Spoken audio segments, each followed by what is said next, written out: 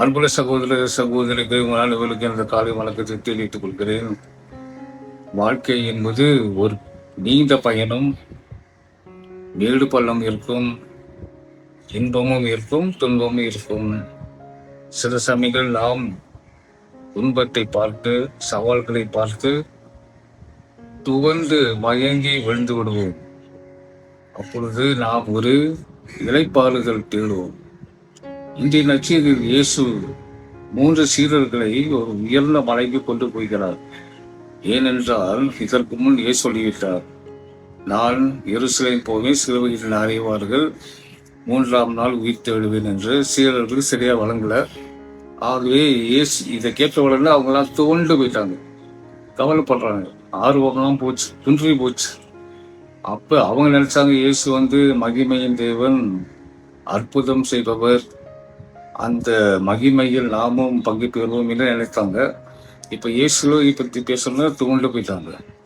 இவர்களுக்கு உற்சாகம் கொடுத்ததான் இயேசு மலை ஒரு உயர்ந்த மலைக்கு அழைத்துட்டு போய் அங்கு அவரோட மகிமையை வெளிப்படுத்துகிறார்.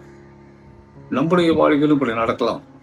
நாம் உண்மையாகவே இயேசுவை பின்பற்றும் போது, இயேசுவோடு ஒரு அணுக்கமான உறவு கொண்டு பயணிக்கும் போது நமக்கும் இயேசுவோட ஆறுதல் தருவார். நாமும் இயேசுவின் மகிமையை காண்போம். இது ஜபம் வழியாக, திருப்பலி வழியாக.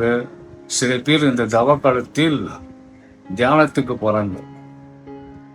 இந்த தியானம் கூட ஒரு வகையில ஒரு பெரிய தெம்பையும் உற்சாகத்தையும் தரக்கூடியது. அங்க பார்ப்பாங்க, அவங்க உணர்வாங்க கடவுளுடைய மகிமையை. அங்கு கடவுள் அவர்களுக்கு ஒரு புதிய புத்துணர்ச்சியை தருவார். யாருக்கு தருவார்? யார் யார் உண்மையாகவே இயேசுவை விசுவாசித்து நம்பி அவர் பின் செல்லும்போது செல்பவர்களுக்கு இது கிடைக்கும். இப்படி இந்த 3 சீடர்கள் இயேசுவின் மகிமையை பார்த்தார்களோ, அதே போல நாமும் பார்க்க முடியும். ஆகிய அன்பு சகோதர சகோதரிகளே, இந்த தவ காலத்தில் நாம் விசுவாசத்துடன் இயேசுவோடு பயணம் செய்வோம். எத்தனை சவால்கள் வந்தாலும், எத்தனை பிரச்சனைகள் வந்தாலும் எதிர்நோக்கி இயேசுவோடு பயணிப்போம். இயேசு நமக்கு ஆறுதலையும் உற்சாகத்தையும் தெம்பையும் தருவார். ஆகவே தைரியமாக செல்வேன். ஆண்டவர் நம் அனைவரையும் ஆசீர்வதிப்பாராக. ஆமென்.